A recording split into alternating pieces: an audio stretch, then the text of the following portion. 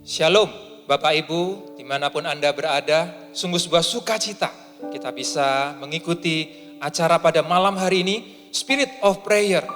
Di mana dalam acara pada malam hari ini kita akan dibawa untuk mempersiapkan Apostolic Conference yang akan kita adakan bersama-sama secara online melalui YouTube Gereja Mawar Syaron Sumatera pada tanggal 29 hingga 30 Oktober 2020. Dalam acara Apostolic Conference ini kita akan diperlengkapi agar menjadi murid Kristus yang sejati, yang akan bergerak bersama-sama dengan Roh Kudus untuk mendukung pergerakan di dalam membangun visi 50 kota di Pulau Sumatera ini. Bapak Ibu yang dikasihi Tuhan, acara ini akan dikemas dalam beberapa sesi yang dilayani oleh Pastor Philip Mantova, Pastor Yosef Morowijaya, Bapak Adrian Sarwono, dan tentunya gembala kita tercinta Pastor Maxi Edward dan Pastor Trivena Yokhebet. Di samping itu juga akan ada sesi talk show yang akan menghadirkan para narasumber yang akan berbagi kisah mereka yang pastinya akan sangat menginspirasi kita semua untuk lebih lagi bergerak bersama-sama di dalam mengerjakan visi Gereja Mawar Syaron Sumatera ini secara bersama-sama, satu hati, satu visi. Bapak Ibu yang dikasihi Tuhan, Apostolic Conference ini tidak memerlukan registrasi dan tidak dipungut biaya. Namun Bapak Ibu Saudara, Anda bisa mengikuti acara ini sesuai dengan jadwal yang sudah ditentukan. Untuk jadwal selengkapnya Anda dapat melihat di Instagram Gereja Mawar Syaron di lokal masing-masing. Atau informasi lebih lanjut Anda bisa dapatkan di Connect Group Anda.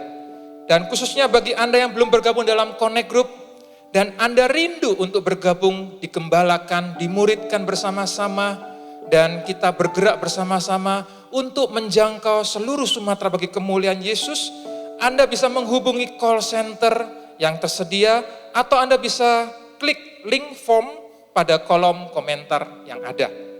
Dan kini tiba waktunya, kita akan masuk di dalam acara Spirit of Prayer ini. Mari kita satukan hati kita. Persiapkan hati kita Bapak Ibu Saudara yang dikasihi Tuhan.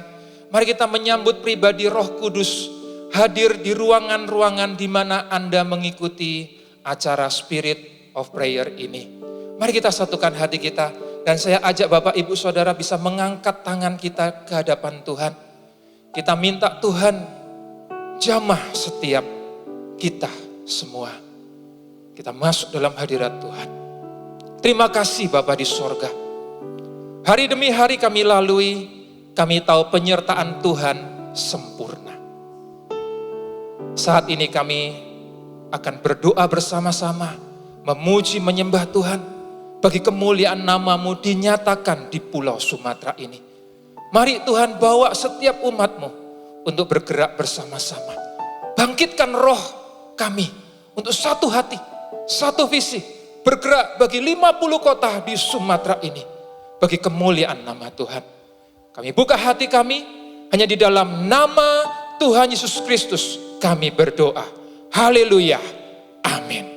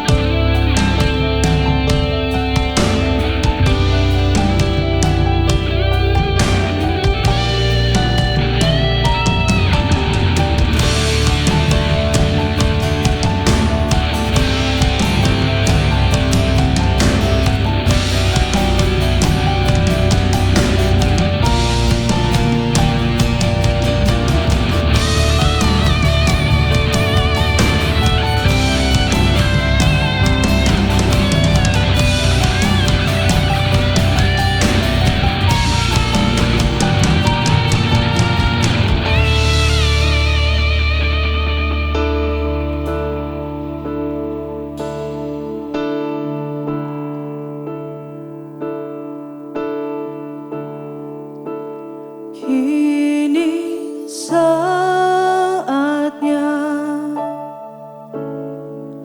berdiri di altarnya,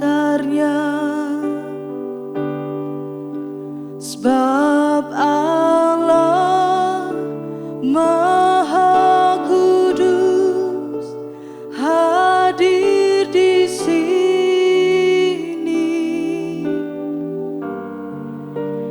Mari memuji,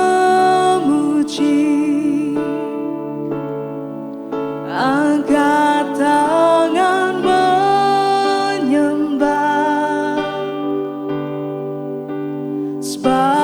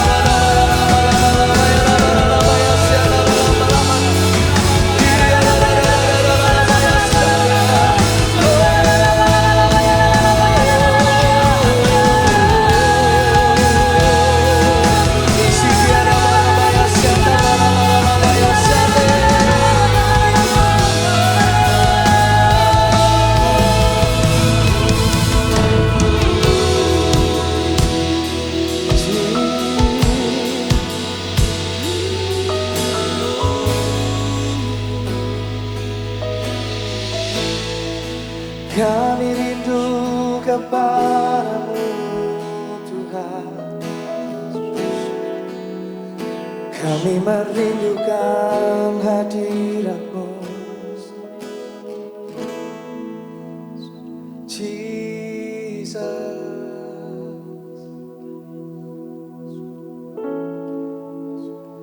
Yesus, kami menyembah-Mu Tuhan. Hati kami melekat kepada-Mu. Oh, Yesus, Bapakku rindu menyenangkan-Mu. Ajarku lebih dalam untuk mengenal-Mu.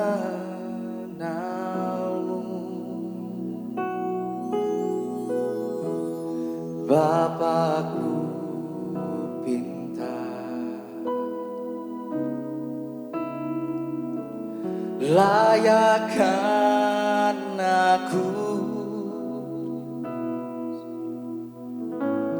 bawaku untuk menyembah di balik tirai yang suci.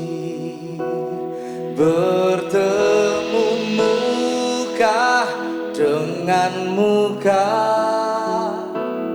tenggelam di dalam kasih-Mu Bapa.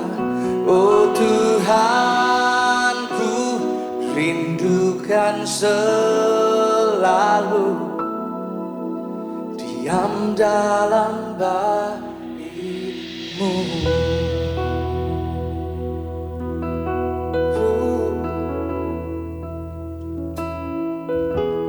Bapakku rindu menyenangkan-Mu. Ajarku lebih dalam untuk mengenal-Mu.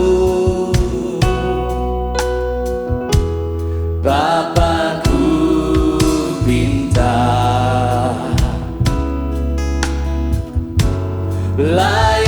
layakkan aku, bawaku untuk menyembah-Mu di balik tirai yang suci. Bertemu muka dengan muka, tenggelam di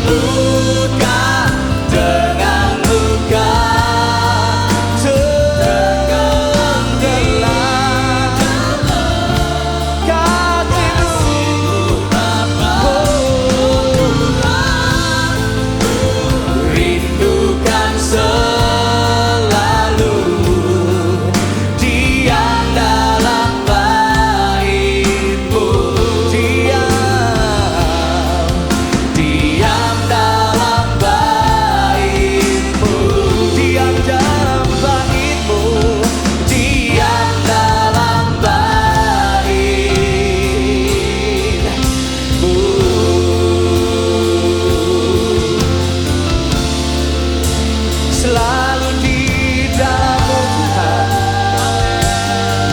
menyembah-Mu di dalam roh dan kebenaran.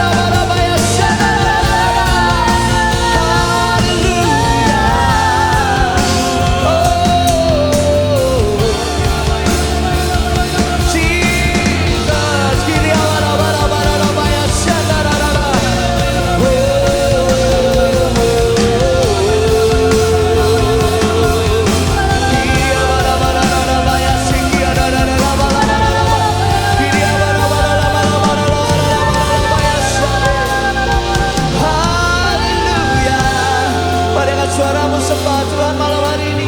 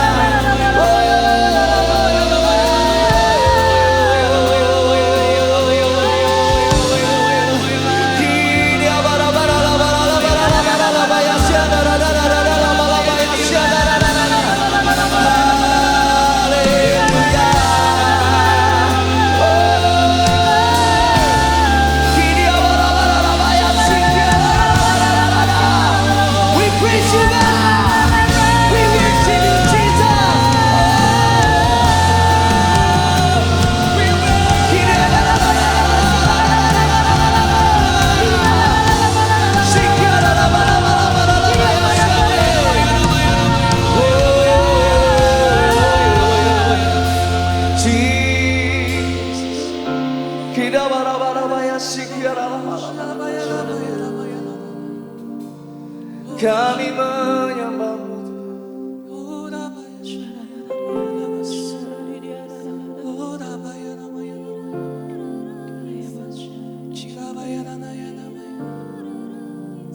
bertemu dengan-Mu, bersekutu dengan Kau Roh Kudus. Inilah persembahan kami, hanya yang terbaik kami persembahkan.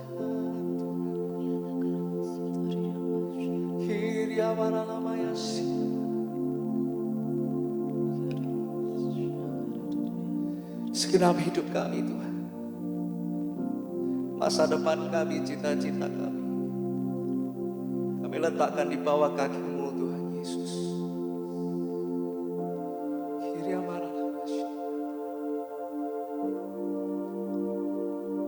Thank you Jesus.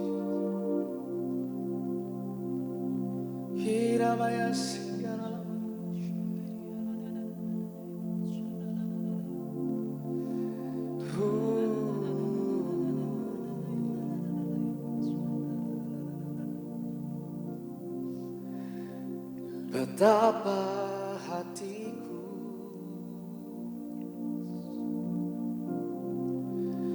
berterima kasih Yesus, Kau mengasihiku,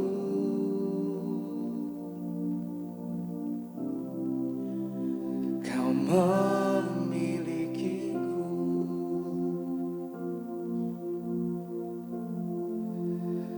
Betapa hatiku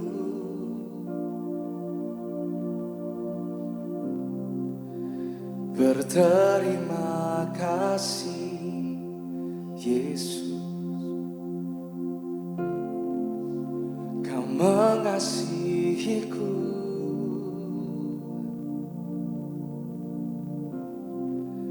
Kau memilikiku.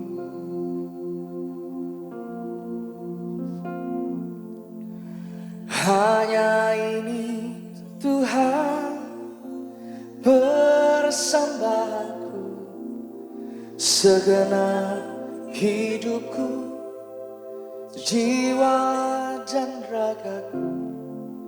Sebab tak ku miliki harta kekayaan yang cukup berarti untuk ku persembahkan. Hanya ini Tuhan permohonanku, terimalah Tuhan persembahanku. Pakailah hidupku sebagai alatmu seumur hidupku. Katakan hanya ini Tuhan. Hanya ini Tuhan persembahanku, segenap hidupku, jiwa dan ragaku. Sebab tak ku miliki harta kekayaan yang cukup berarti untuk ku persembahkan. Ini Tuhan permohonanku, terimalah Tuhan persembahanku. Pakailah hidupku sebagai alatmu seumur hidupku. Haleluya. Segala kemuliaan bagimu Tuhan, segala hormat bagimu, sebab kami ada hari ini karena Engkau ya Tuhan. Dan kami rindu mewakili setiap jiwa, mewakili setiap jemaat, mewakili setiap kota dan juga CG-CG, setiap kota perintisan, mewakili setiap anak-anak muda, mewakili setiap family, mewakili setiap anak-anak kecil. Kami persembahkan hidup kami kepada Tuhan. Kami persembahkan hati kami kepada Tuhan. Hanya ini Tuhan persembahan kami, yaitu yang lebih baik daripada harta, lebih baik daripada segala harta di dunia, yaitu nafas hidup kami, tubuh kami, hidup kami gunakan untuk memberitakan kasih cinta Tuhan Yesus kepada sesama kami. Kami percaya siapapun kami, apapun profesi kami ya Bapa, maka Engkau bisa memakai kami, baik hamba-hamba Tuhan, pendeta, penginjil, semua full timer gereja, bahkan seorang pebisnis sekalipun, orang-orang yang bekerja karyawan, ketika Roh Kudus datang dan jamah, maka kami semua akan dipakai oleh Tuhan di dalam segala profesi kami untuk memberitakan Injil Kerajaan Sorga. Hanya ini Tuhan persembahan kami, yaitu hidup kami, sebab setiap hari kami hidup karena Engkau Yesus. Terima kasih Tuhan, kebaikan, kemurahan-Mu, kami mau masuk lebih dalam lagi ke dalam hadirat Tuhan saat kami belajar firman Tuhan. Sebab karena Engkau berfirman, maka kami semua ada hari ini. Karena Engkau berfirman, yang tidak ada menjadi ada. Saat Engkau berfirman, yang mati dibangkitkan. Hati yang mulai tawar bergairah kembali. Yang kehilangan visi disegarkan kembali oleh Tuhan. Tuhan, datanglah. Bapa, datanglah berbicara kepada kami. Di dalam nama Tuhan Yesus Kristus. Haleluya. Amin. Shalom Bapak Ibu, jemaat yang saya kasihi dalam Tuhan. Sebuah kesempatan yang sangat indah bisa bersama-sama dengan Anda saat ini. Anda semua adalah anak-anak Tuhan. Katakan untuk diri Anda, saya anak Tuhan. Oleh karena itu, apapun kondisi Anda hari ini, Anda harus percaya bahwa Anda punya Bapa di sorga. Dan sekalipun situasi sulit, ketahuilah bahwa kita punya Bapa yang baik. Mungkin ada yang berkata, kalau Bapa baik, kenapa Bapa membiarkan saya mengalami situasi sulit begini? Justru karena kita ini bukan anak-anak gampangan. Maka Tuhan itu kadangkala menegur, kadangkala Tuhan berbicara sesuatu yang sangat tegas dalam hidup kami lewat kejadian A dan B atau apa saja. Itu karena Tuhan sayang kita. Karena kita ini tidak dianggap sebagai anak-anak yang tidak bisa diatur.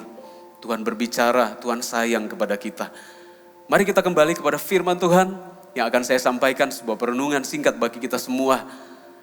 Namun saya ingin menyapa juga setiap jemaat yang kami kasihi yang ada di seluruh Sumatera, gereja-gereja lokal yang ada, Palembang, Pekanbaru, Jambi, Lampung, Dumai dan juga Binjai dan semua kota-kota yang lain, 50 kota yang lain, termasuk Takengon dan semuanya.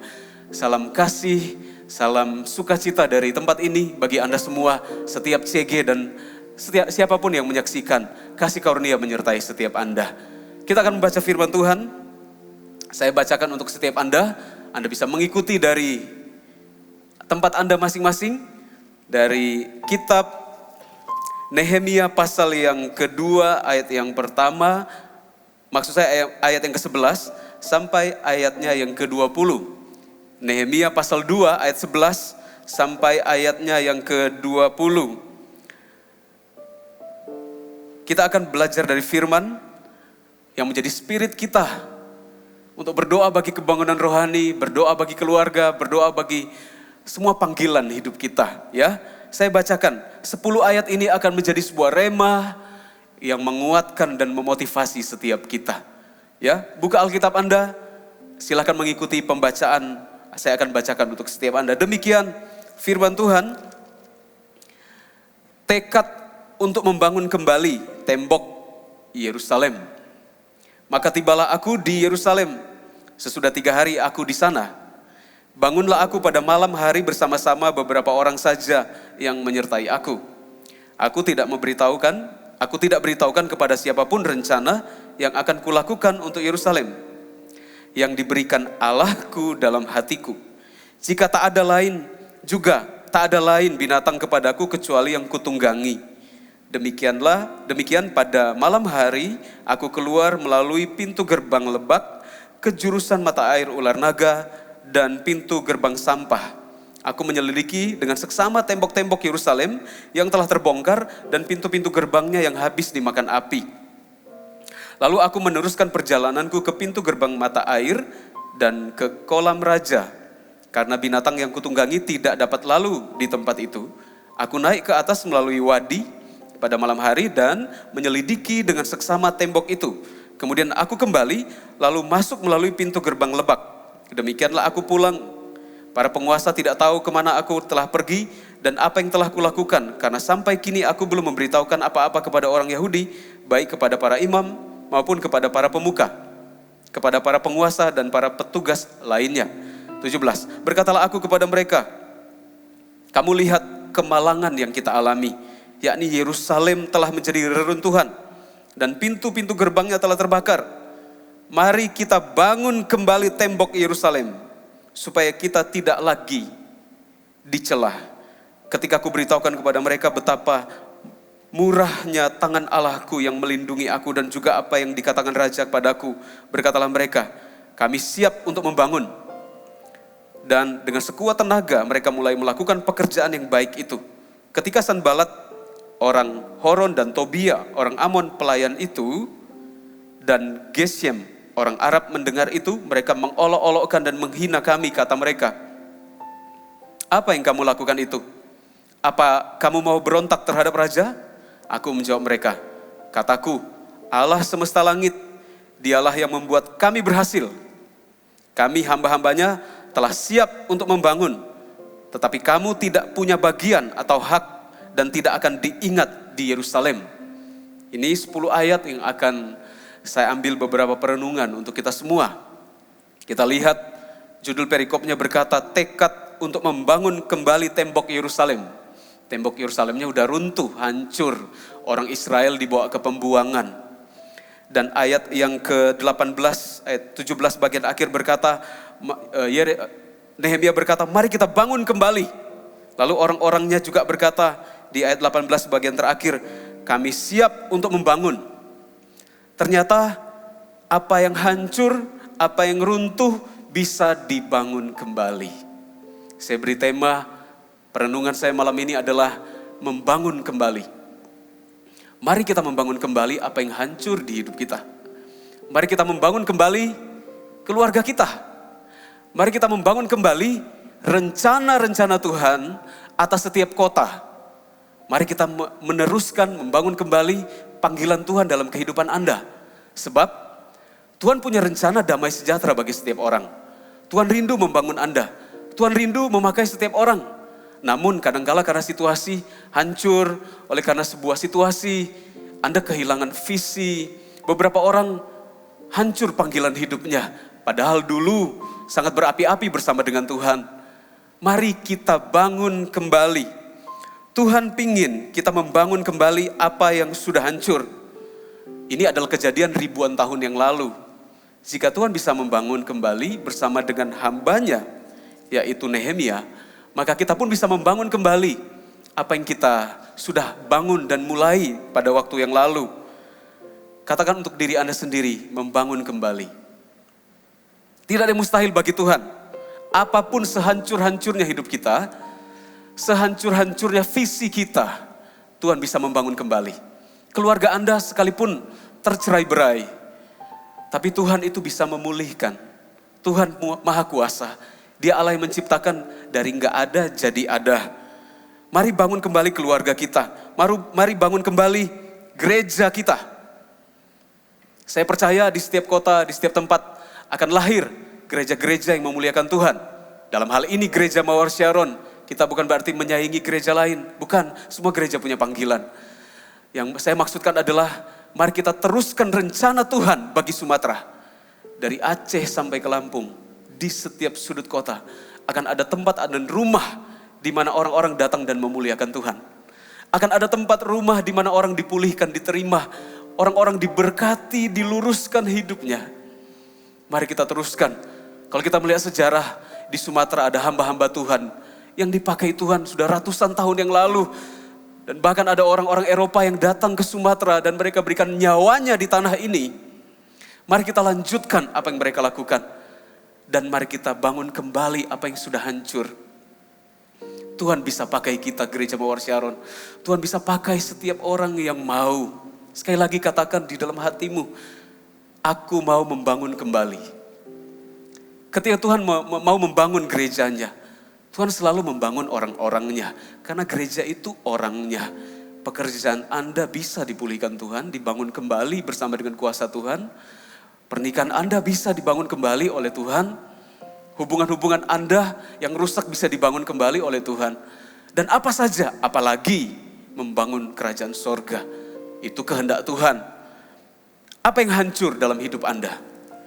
Serahkan kepada Tuhan. Kondisi Israel pada waktu itu memang sulit sekali. Mereka dibuang, mereka dibawa ke Babel.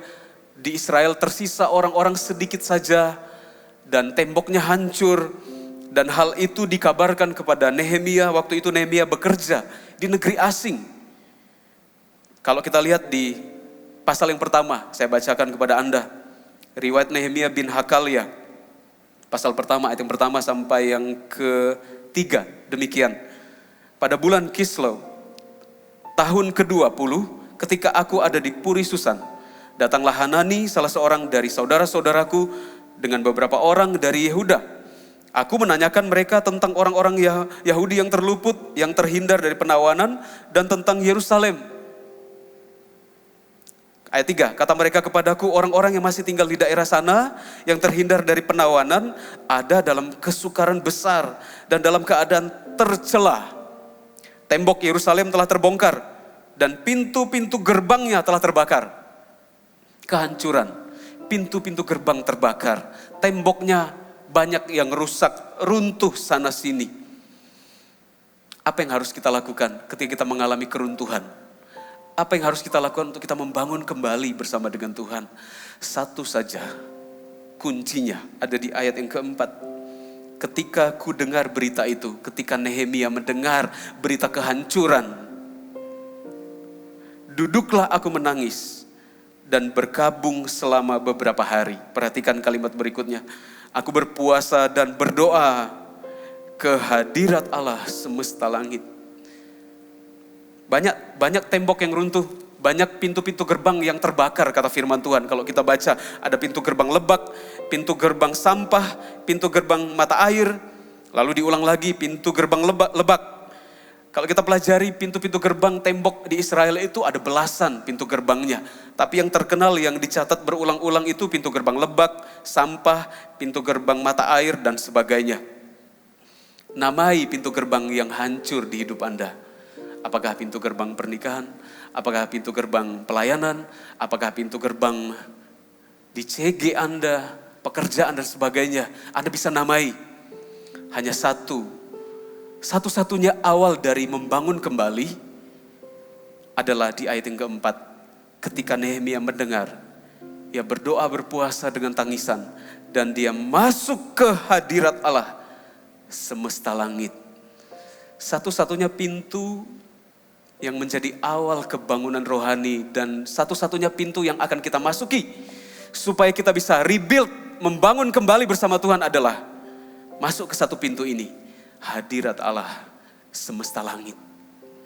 Hari ini kalau Anda sendirian di tempat Anda atau Anda bersama dengan CG, ambil waktu berlutut masuk ke hadirat Tuhan. Mungkin Anda ingat tembok mulai runtuh. Anda ingat pelayanan mulai runtuh, mulai gak semangat CG-nya, mulai gak semangat di masa pandemik begini, gak ada kerinduan untuk cari Tuhan, gak ada kerinduan untuk berdoa. Tembok-temboknya mulai terbakar. Keluarga Anda, pekerjaan Anda rasanya hancur semuanya. Saya mau beritahu, ada satu pintu yang perlu kita masuki, pintu hadirat Allah.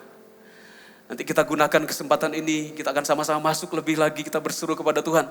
Oh Tuhan, pakai kami di Sumatera. Kenapa Anda ada di Sumatera hari ini? Kenapa Anda tinggal di Sumatera sekarang?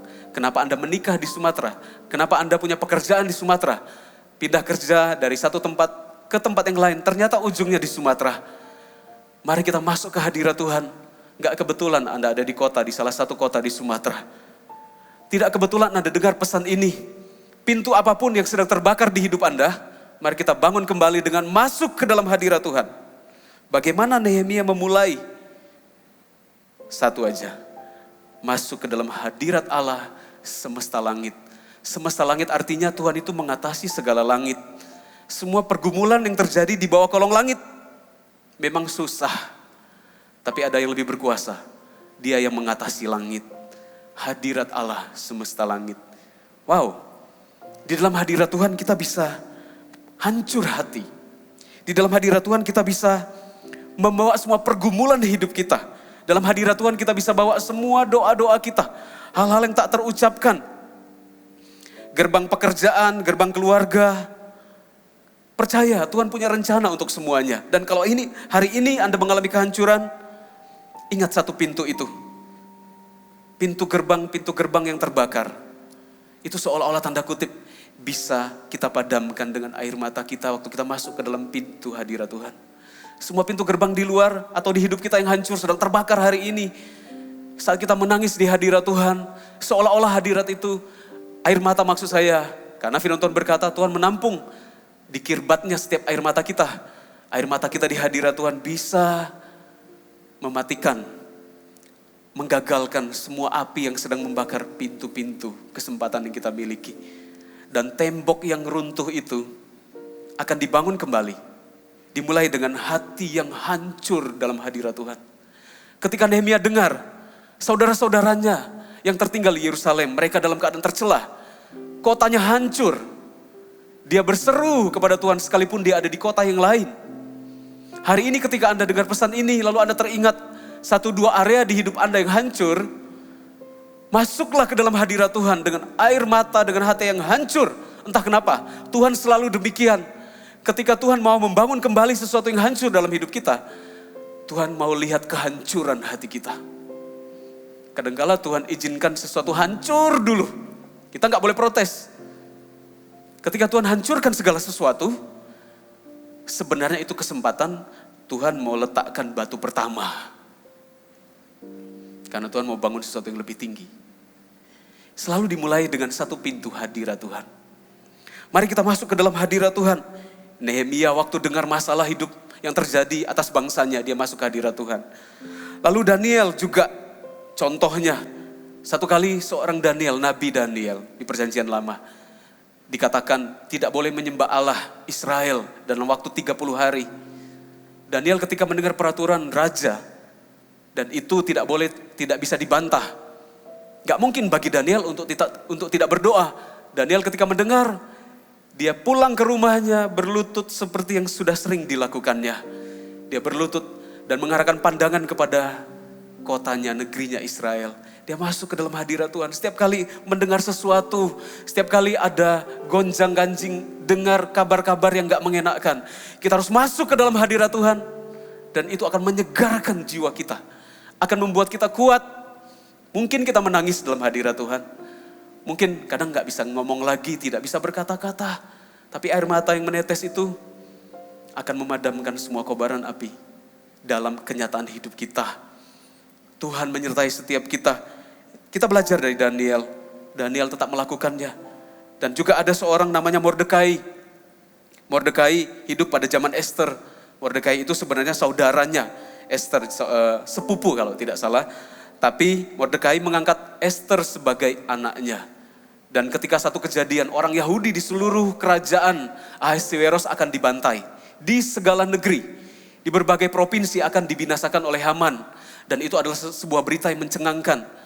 Ketika Mordekai tahu, firman Tuhan berkata begini, dikoyakkannya jubahnya. Karena dia mendengar bahwa bangsanya akan binasa. Dikoyakkan jubahnya, taruh kain kabung, ambil abu taruh di atas kepalanya. Dan kata firman Tuhan, dia berkeliling kota melolong seperti anjing. Itu adalah seruan desperate, Tuhan tolong. Hari ini, apapun kondisimu, berserulah kepada Tuhan dalam hadiratnya. Tuhan tolong saya Tuhan. Satu pintu yang gak pernah hancur, yang kita masuki untuk membangun kembali semua pintu yang hancur, yaitu pintu hadirat Tuhan. Dan kita belajar dari pribadi agung namanya Yesus Tuhan kita. Ketika Yesus akan disalibkan, hatinya hancur. Pergi ke Taman Getsemani, berdoa berlutut seperti mau mati rasanya. Dan peluhnya menjadi seperti titik-titik darah. Disitulah Tuhan menguatkan dia. Yesus tidak akhirnya penyalipan disingkirkan. Kita juga waktu masuk hadirat Tuhan, kita keluar dari kamar, kita tetap harus hadapi masalah kita. Tapi entah kenapa, ada sesuatu yang terbakar di hati kita. Seolah-olah masalah itu sudah selesai, padahal belum.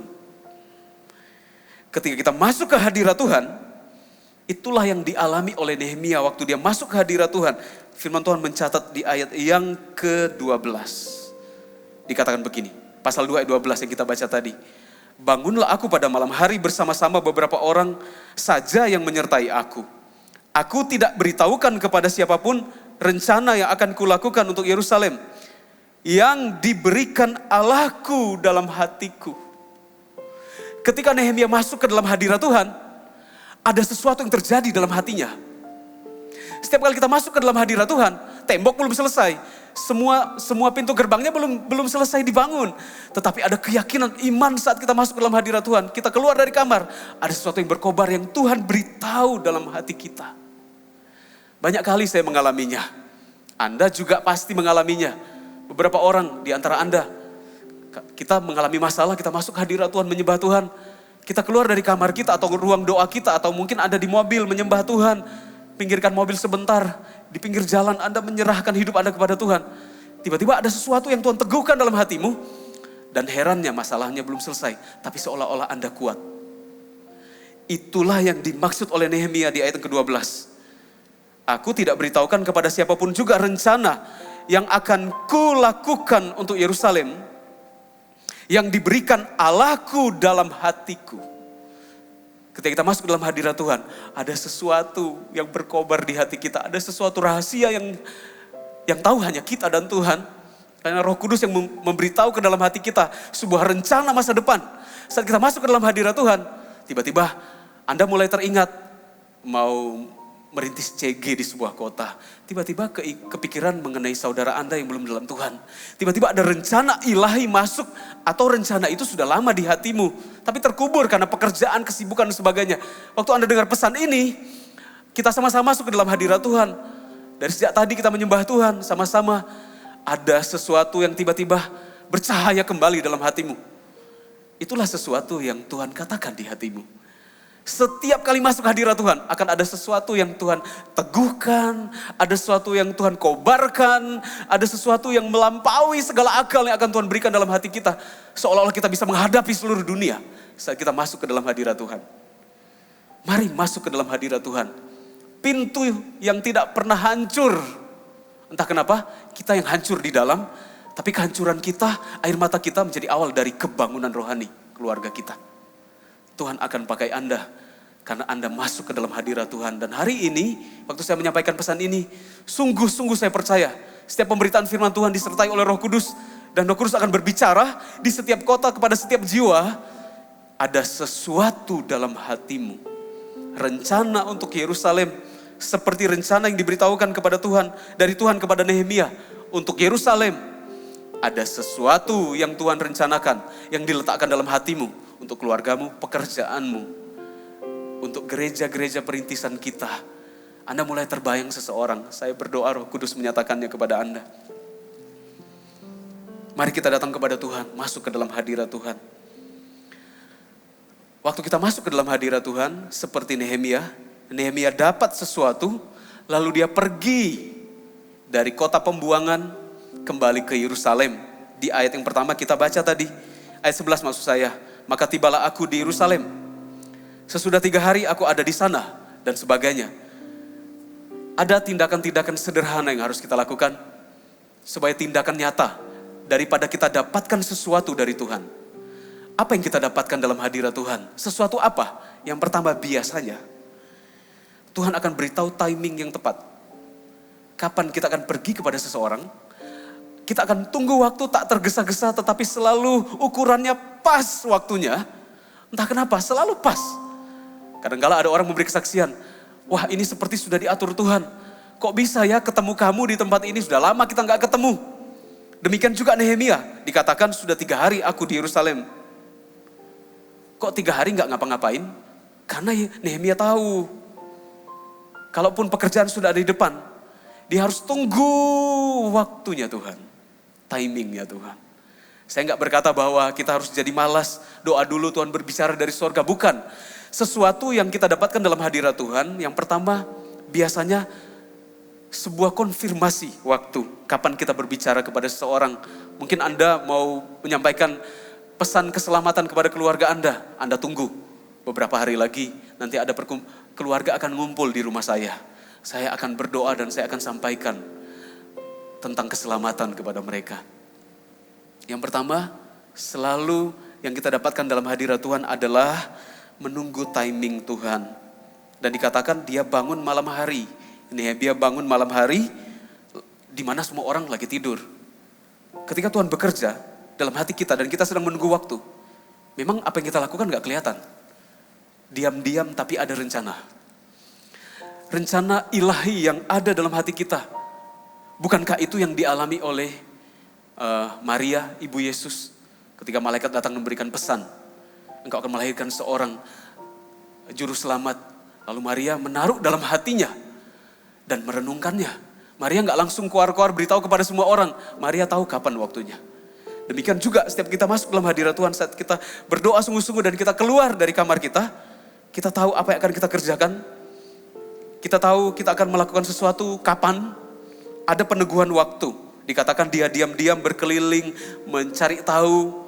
Dan bahkan kalau kita baca, Nehemia berkata, enggak ada hewan lain selain yang kutunggangi. Saya membaca ayat ini ngapain dia hewan dibawa-bawa? Intinya, pesan yang Tuhan beritahu itu rahasia sekali. Harus digumulkan di dalam hati. Bahkan hewan pun kalau bisa cuma satu saja yang dibawa. Saya berdoa, beberapa orang diteguhkan ketika saya berbicara begini. Ada sesuatu dalam rohnya. Ya betul, saya dapat begini. Tapi saya nggak cerita dulu ke semua orang. Belum waktunya. 3 hari Nehemia ada di kota Yerusalem. Tapi dia nggak melakukan apa-apa. Hari ketiga baru dia bangun pada malam hari. Lalu dikatakan berikutnya, aku tidak beritahu kepada siapapun. Bahkan binatang yang kutunggangi saja, satu saja yang saya tunggangi. Yang lain nggak perlu bawa hewan tunggangan. Satu saja. Karena begitu rahasia dan lagi tunggu waktu. Dan jadi yang pertama catat bahwa tunggu waktu Tuhan. Itu yang biasanya kita dapat dalam hadirat Tuhan. Kita nggak tergesa-gesa. Tapi kita selalu tepat waktu. Oke? Yang kedua, dengan cepat. Di ayat yang ke-12. Dikatakan aku bangun. Dan aku bangun beserta beberapa orang. Ini mudah sekali aplikasinya. Setiap kali kita mendapat peneguhan dari Tuhan, kekuatan dalam hadirat Tuhan untuk membangun kembali hidup kita, pelayanan kita dan menjangkau kemana-mana, membangun kembali gereja dan visi kita, maka Tuhan selalu bawa orang lain bersama dengan kita. Maka buka hati, belajar menerima kelemahan orang lain, belajar untuk tahu bahwa enggak semua orang sempurna, tim Anda enggak sempurna, bisa ada salah komunikasi 1-2 kali, tapi tetap ingat, Tuhan selalu bawa seseorang untuk bersama dengan kita mengerjakan visi. Yesus saja punya 12 murid. Apakah waktu Yesus datang ke dunia ini, kemudian Yesus memilih 12 muridnya, apakah itu tidak menghina kekuatan Tuhan? Apakah Tuhan butuh manusia? Tidak. Tapi Yesus sebagai manusia menunjukkan teladan, bahwa sebagai anak Allah kita harus bekerja sama dengan banyak orang. Makanya kita nggak boleh membatasi, apalagi kita berkata, saya biasanya bekerja sama orang yang suku ini saja atau suku ini. Kita nggak boleh masuk ke area itu sebab Tuhan cinta segala suku bangsa. Siapapun yang Tuhan bawa ke hidup kita dalam pekerjaan atau hubungan-hubungan kita, buka hati untuk Tuhan bekerja. Ada orang lain yang bangun bersama-sama dengan Nehemia dan mereka pergi melihat keruntuhannya Yerusalem. Mereka menyelidiki tembok-tembok yang hancur dan juga tempat-tempat yang terbakar yang mana itu harus diperbaiki. Tiba-tiba saja Tuhan taruh dalam hatimu untuk ingat seseorang. Anda dan orang itu tiba-tiba connect untuk sebuah visi, untuk sebuah CG, untuk kebangunan rohani di sebuah kota. Orang lama yang tiba-tiba muncul, entah kenapa. Anda dan orang itu seperti Daud dan Yonatan langsung berpadu jiwanya. Saya berdoa juga dalam pekerjaan Anda. Karena gak semua yang mendengarkan ini kan hamba Tuhan sepenuh waktu. Saya berdoa dalam pekerjaan Anda tiba-tiba Anda bisa connect sama seseorang. Ternyata orang itu bisa dipercayai. Anda tahu aja dalam hatimu bahwa orang ini benar. Lalu Anda bisa bekerja sama dan pekerjaan Anda diberkati oleh Tuhan. Yang Tuhan beritahu dalam hadirat Tuhan, sesuatu itu adalah Tuhan akan tuntun Anda ketemu seseorang dan orang itu juga dituntun Tuhan ketemu Anda. Mari kita bangun gereja Tuhan 50 kota di seluruh Sumatera. Tuhan pasti ketemu yang namanya divine connection, pertemuan ilahi akan terjadi di mana-mana. Orang yang kita nggak kenal, hatinya kebangunan rohani banget. Sementara kadang-kala ada orang sudah lama di gereja nggak dapat hati Tuhan. Ada orang yang ketemu kita baru beberapa minggu, on fire-nya luar biasa. Orang itu sudah berdoa, Tuhan kirim orang-orang datang ke kota saya. Tiba-tiba mereka ketemu Anda. Anda ketemu mereka. Seperti jodoh dalam hadirat Tuhan. Itulah yang kita dapatkan dalam hadirat Tuhan. Kita akan klik dengan 1-2 orang tanpa kita membedakan siapapun, tapi Tuhan akan tunjukkan 1-2 orang di mana kita akan mendahulukan kerjasama sama orang itu. Ya, Daud dan pasukannya, itu kliknya luar biasa. Daud seorang diri, tiba-tiba datang pasukan yang mendukung Daud dan berkata, hatiku bagimu, hai Daud, hai anak Isai, mari kita membangun kerajaan Israel. Tiba-tiba akan ada orang datang ke sekeliling Anda dan berkata, mari kita bangun kerajaan sorga di Sumatera, 50 kota, mari kita bangun. Kota itu belum ada CG. CG-nya masih baru 1 mungkin. Mari kita adakan pemuritan. Ayo cepat, ayo datang ke kota ini. Dan beberapa minggu yang lalu barusan beberapa hamba Tuhan full timer dan juga jemaat volunteer yang setia pergi ke Aceh, ke 3 kota, ke Melaboh, ke Takengon, ke Banda Aceh. Untuk membaptis satu-satu orang di sana. Mereka adalah buah awal, buah sulung Kata orang sulit, tapi ternyata nggak ada yang sulit dalam hadirat Tuhan. Mari kita membangun. Yang ketiga, ada namanya gerbang lebak. Gerbang lebak itu adalah gerbang yang lembah sebenarnya.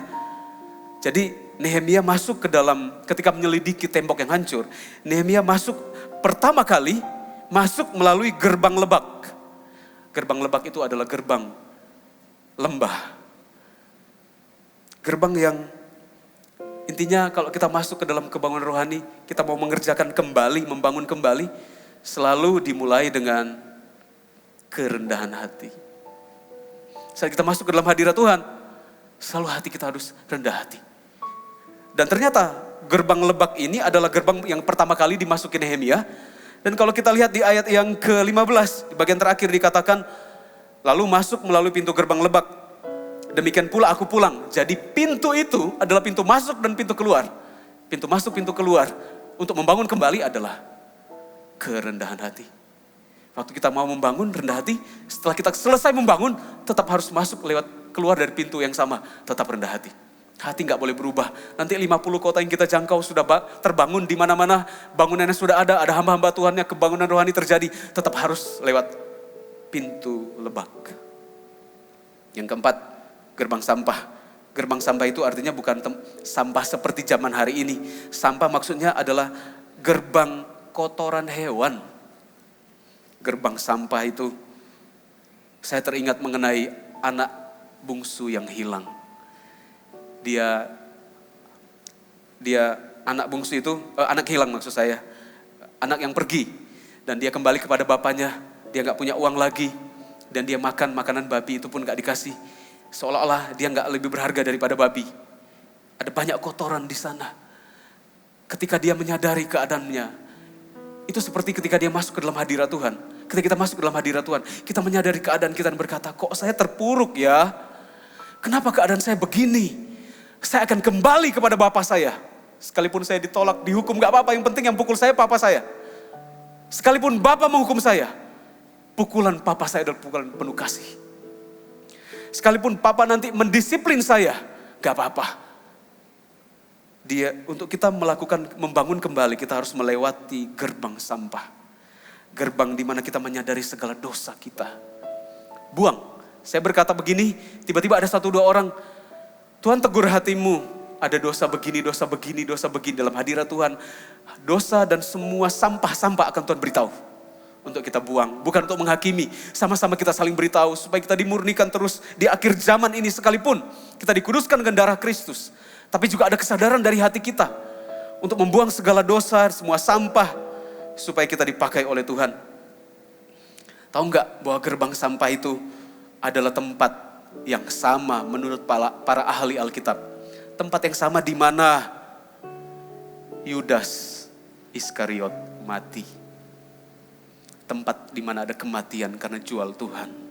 Tempat di mana kita menjual hak kita sebagai anak, kita jadi seperti setara dengan babi karena dosa-dosa kita. Mau makan makanan babi pun tidak boleh. Di tempat itulah kita menyadari keberadaan kita dan berkata, terpuruk sekali saya kalau jauh dari Tuhan. Saya akan membangun kembali keluarga saya akan membangun kembali pelayanan saya. Tapi saya mau buang, mau tinggalkan semua kotoran ini. Saya akan bangkit dan saya akan pulang dan berkata, Papa, Bapa, ampuni saya.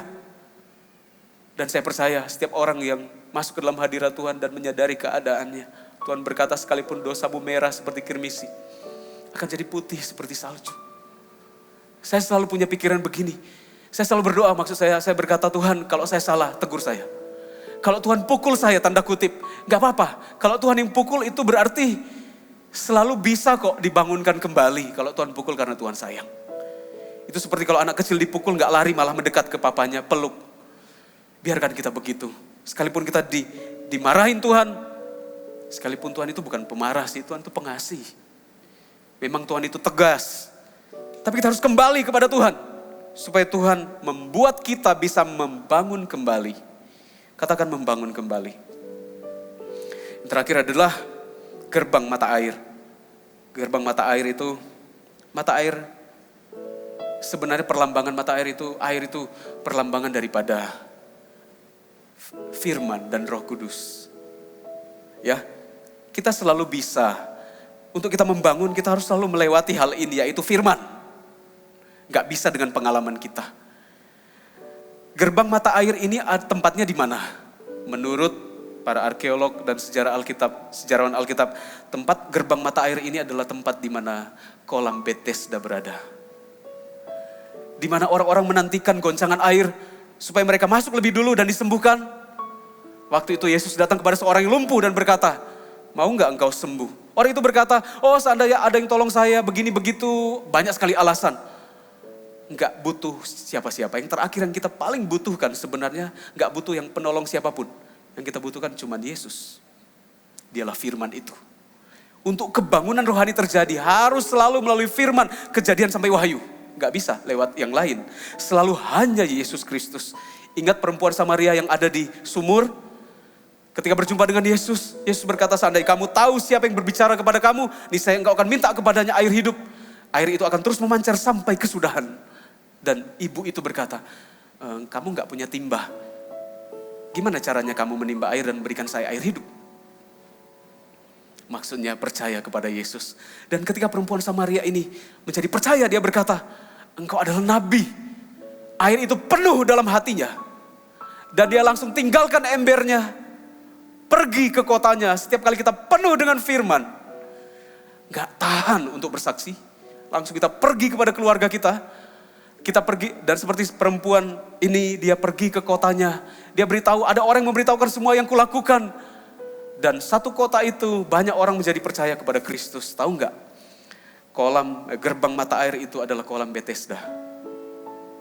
Dan arti dari kolam Bethesda adalah diutus. Untuk kita membangun kembali, selalu hati kita harus berkata, saya ini utusan Tuhan bagi keluargaku. Saya ini utusan Tuhan bagi bisnisku. Supaya orang tahu bagaimana berbisnis dengan benar, ada saya di situ. Saya punya firman. Ada saya, Tuhan pakai saya. Mari kita masuk ke dalam hadirat Tuhan. Untuk kota kita. Mari kita masuk ke dalam hadirat Tuhan. Untuk keluarga kita. Mari kita berseru kepada Tuhan. Satu-satunya pintu yang selalu terbuka. Untuk kita masuki pintu itu, pintu kekal. Bahkan sampai ke sorga kita tetap akan ada. Bahkan di sorga, sampai ke sorga pun tetap kita, justru itu tujuan kita, hadirat Allah ada di sana. Satu-satunya pintu yang gak pernah terbakar, yang selalu terbuka sampai maut memisah. Sampai maut mengambil kita. Maksudnya sampai kita meninggal maksud saya. Adalah pintu hadirat Tuhan. Saya rindu setiap Anda dibangun kembali. Oh indahnya, kota kita dibangun kembali. Visi hamba-hamba Tuhan untuk membangun Sumatera. Sebelum kita tentu ada hamba-hamba Tuhan lain yang setelah berdoa, telah lebih dulu ada di Sumatera. Mereka berdoa berpuasa bagi kebangunan rohani. Mari kita bangun kembali. Mungkin sudah lama ditinggalkan. Mungkin ada anak-anak Tuhan yang sudah mulai berbisnis, lupa menginjil, lupa panggilan Tuhan. Mereka mulai berkata pekerjaan panggilan Tuhan, membawa pertobatan bagi Sumatera hanya dilakukan oleh pendeta-pendeta saja. Enggak, semua orang, bahkan Nehemia dicatat di ayat pasal 1 ayat yang ke-11. Ya Tuhan, berilah telinga kepada doa hambamu ini dan kepada doa hamba-hambamu yang rela takut akan namamu. Dan biarlah hambamu ini berhasil hari ini dan mendapat belas kasihan dari orang ini. Kalimat terakhir, ketika itu aku juru minuman raja. Juru minuman. Seperti mungkin koki yang menyiapkan minuman, makanan. Anda, pekerjaan Anda apa? Di balik setiap pekerjaan Anda ada panggilan Tuhan untuk membangun kembali keluarga Anda, panggilan Anda, visi misi gereja Tuhan harus ada di hatimu. Biar Roh Kudus menerjemahkan terus menerus, sekalipun nanti kita selesai malam ini, besok hari, 3 hari kemudian Roh Kudus akan membakar hatimu, memberitahu apa yang Anda akan kerjakan, sesuatu dalam hatimu sedang terbakar karena kita masuk ke dalam hadirat Tuhan.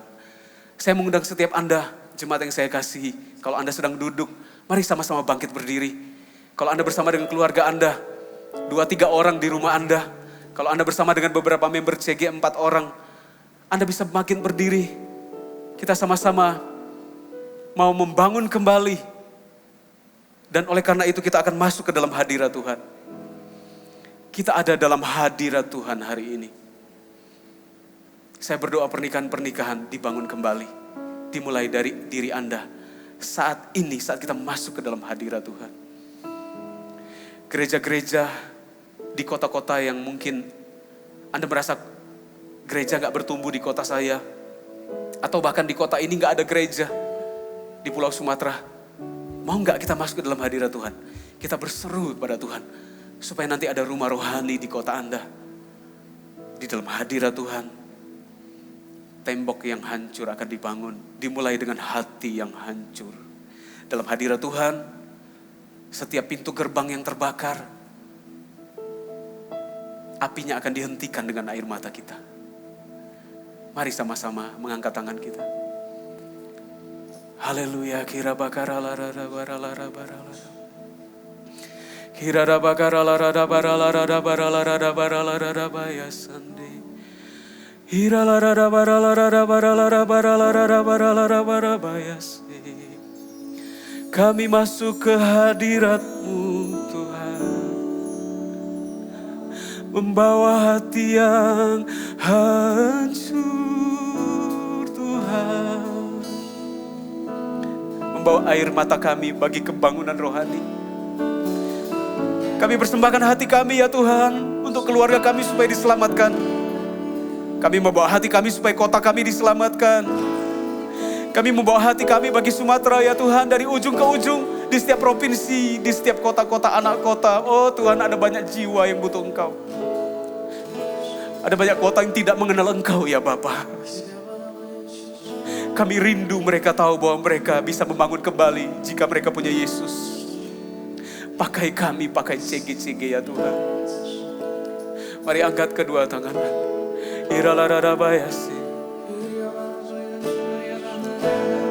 Haleluya. Haleluya. Haleluya. Tuhan, inilah hidup. Mari persembahkan kepada Tuhan.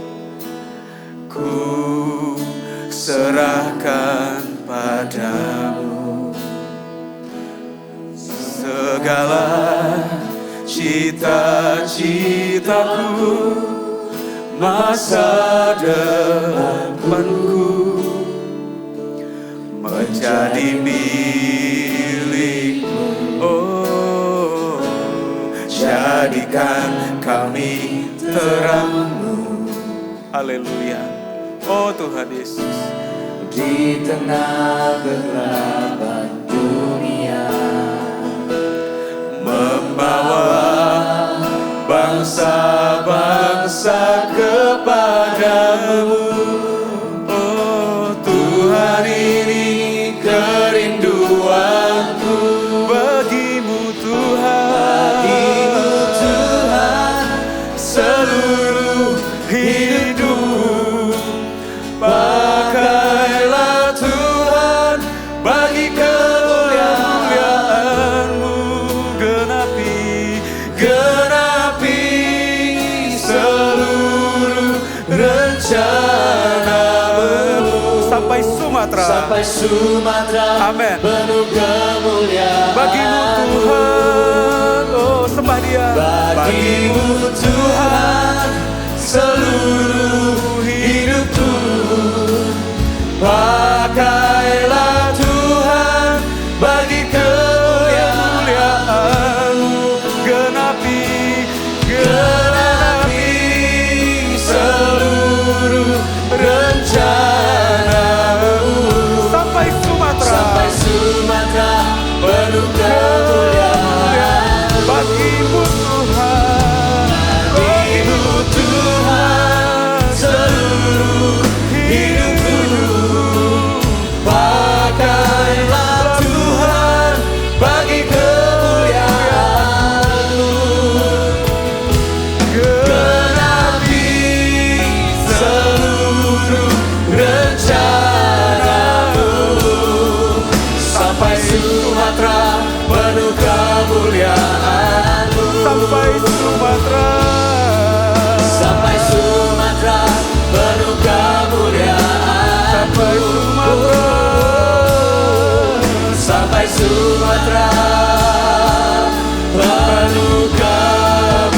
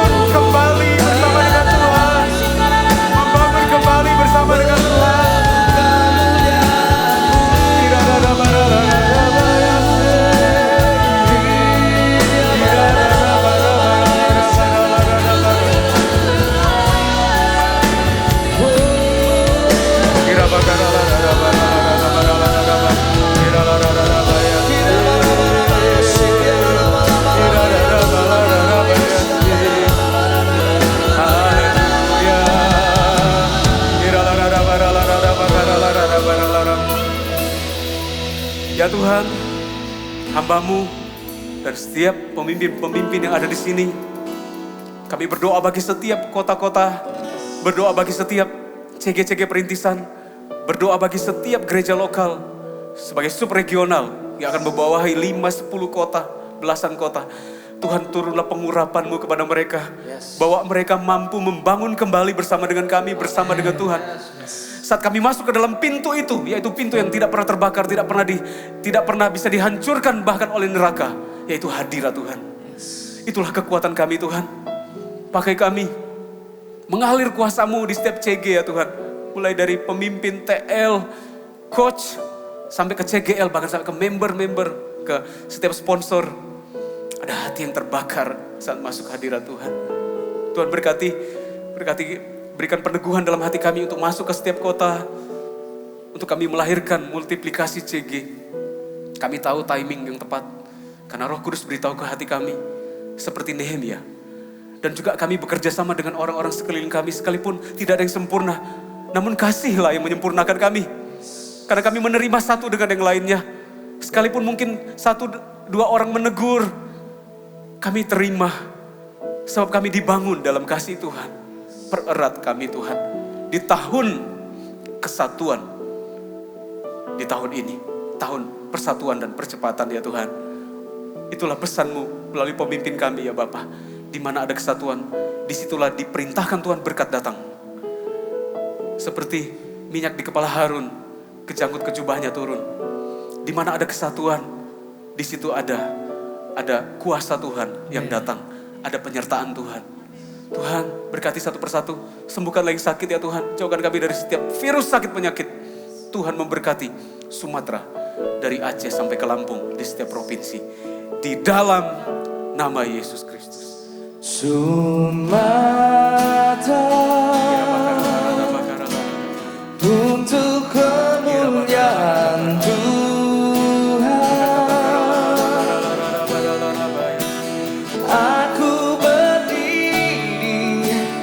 mengangkat banji untuk memberitakan Injil.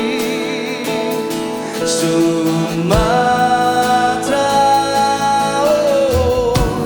untuk kemuliaan Tuhan. Aku berdiri, ikrarkan janji, beri yang terbaik untuk keselamatan negeri Sumatera. Sumatera untuk kemuliaan Tuhan.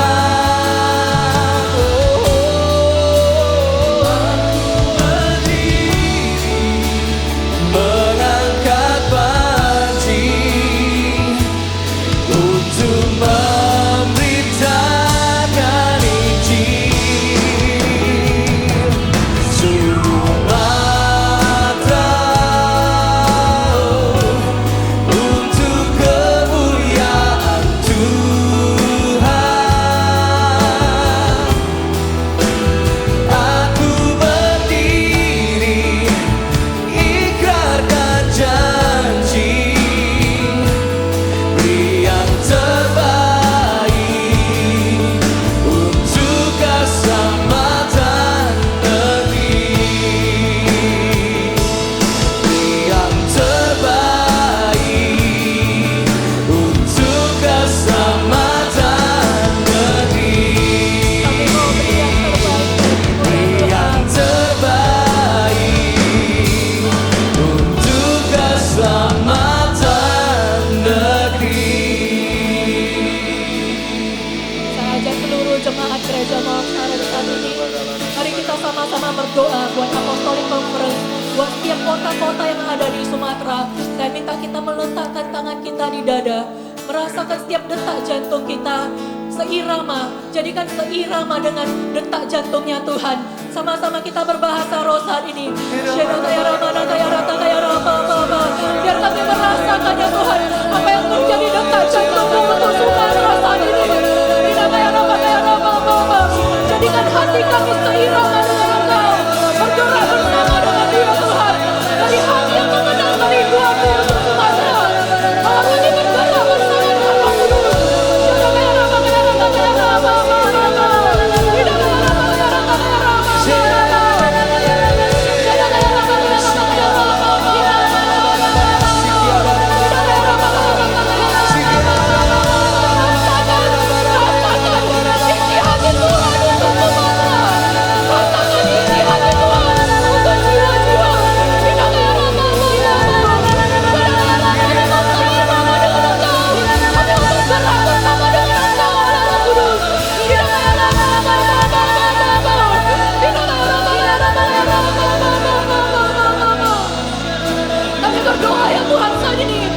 melalui momentum Apostolic Conference tanggal 29-30 Oktober ya Tuhan.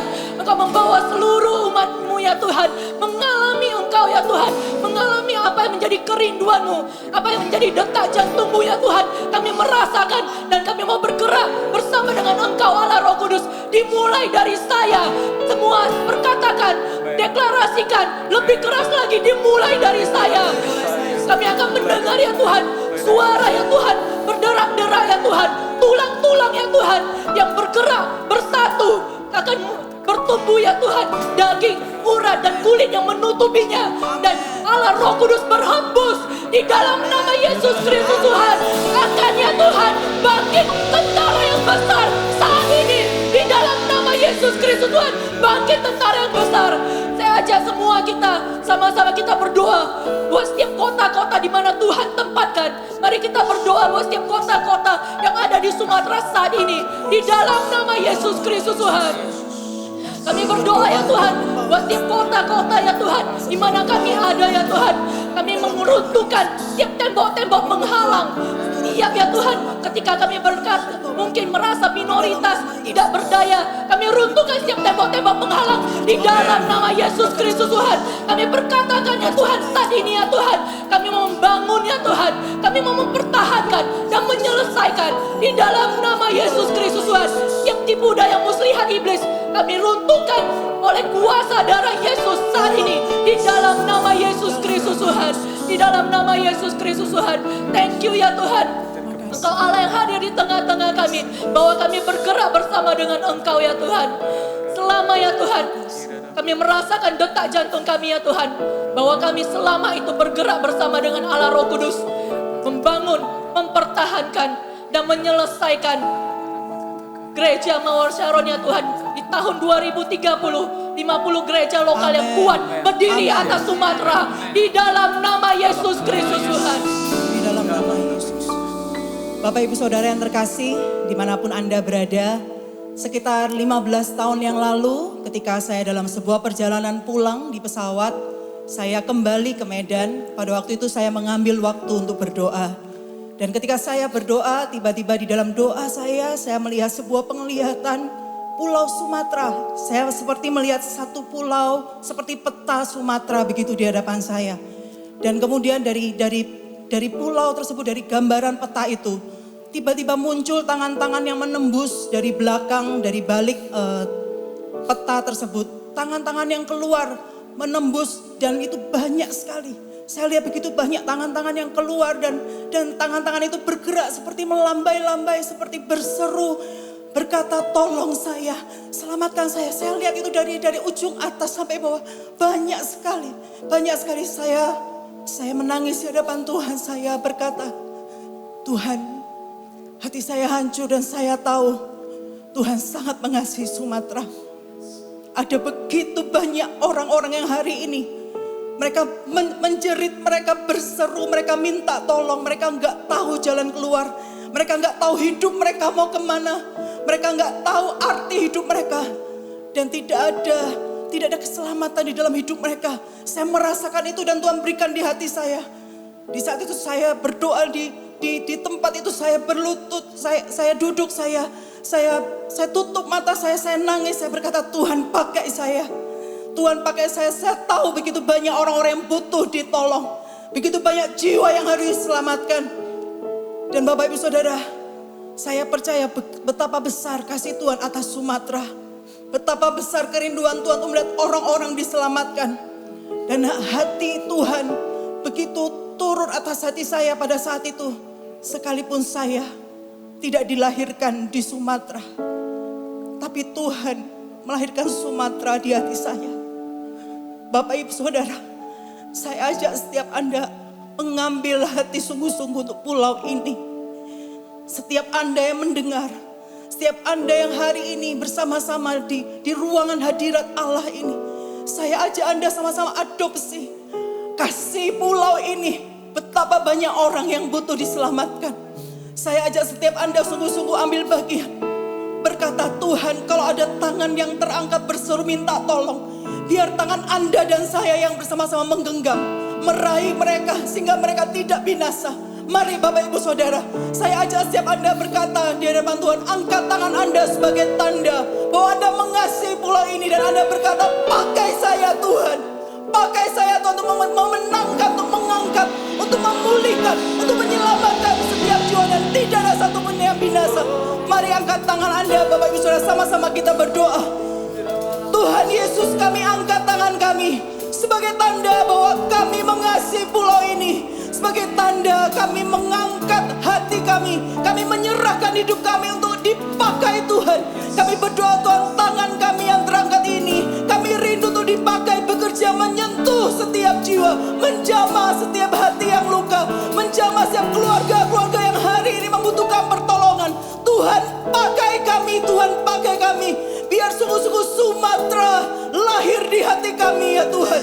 Kami berdoa, kerjakan di tengah-tengah kami ya Tuhan. Pakai setiap kami, siapapun di tempat ini, siapapun Engkau Bapak Ibu Saudara. Tuhan tidak memilih, Tuhan tidak pernah memilih siapapun, tapi Tuhan hanya rindu melihat orang yang mau dipakai Tuhan. Berikan diri Anda. Kami berdoa ya Tuhan, setiap hati yang terbuka, setiap tangan yang terangkat, Tuhan biarlah pengurapan Tuhan untuk setiap mereka turun, untuk mereka berdiri dan berkata, pakai aku Tuhan, dan urapi untuk mereka mengerjakan visi, untuk mereka mengerjakan kehendak Tuhan, untuk mereka membangun setiap connect group, setiap gereja Tuhan yang Tuhan rencanakan. Kami berdoa ya Tuhan, datanglah ya Tuhan atas setiap umat-Mu di dalam nama Yesus, dan pakai tangan kami untuk kami melepaskan berkat untuk pulau tercinta. Tuhan, kami rindu Tuhan membela pulau ini. Datanglah berkat pemulihan kesehatan, pemulihan secara perekonomian. Datanglah kesejahteraan untuk pulau ini. Kami berdiri bagi pulau ini ya Tuhan. Kami minta kemurahan-Mu turun. Lepaskan berkat keselamatan, hujan kebangunan rohani dari ujung atas sampai ujung bawah. Setiap kota, wilayah, area, bahkan sampai pulau yang terkecil akan mengenal Tuhan Yesus. Di dalam nama Yesus kami melepaskan berkat ini. Kasih karunia Tuhan turun atas pulau ini, dan pakai kami sebagai gereja Tuhan. Setiap anak-anak Tuhan, murid-murid Tuhan berdiri dan membela pulau ini, senantiasa berdoa bagi pulau ini. Di dalam nama Yesus. Di dalam nama Yesus. Haleluya. Tanah yang luas membentang, banyak jiwa yang terhilang. Ku taruh doa daya iman padamu, Kau yang beri hidup penuh kemenangan. Tanganku untuk Sumatera, bekerja memberikan buah. Ku taruh hati dan harapku padanya, mengubahkan seluruh Sumatera baginya.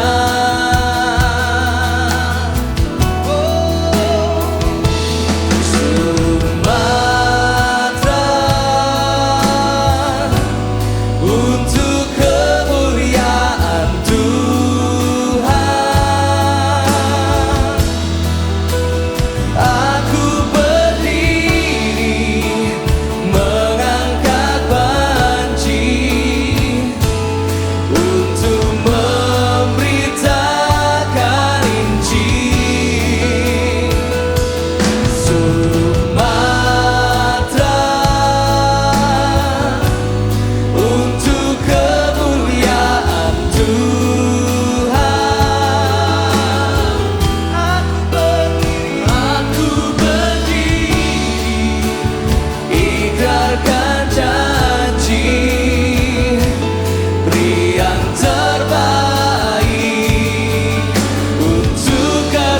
keselamatan negeri Sumatera.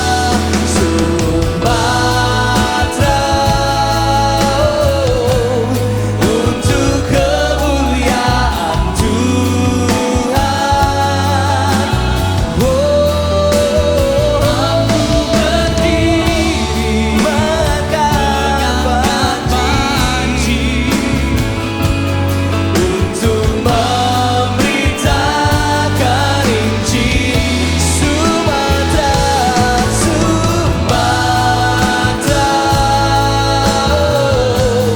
untuk kemuliaan Tuhan.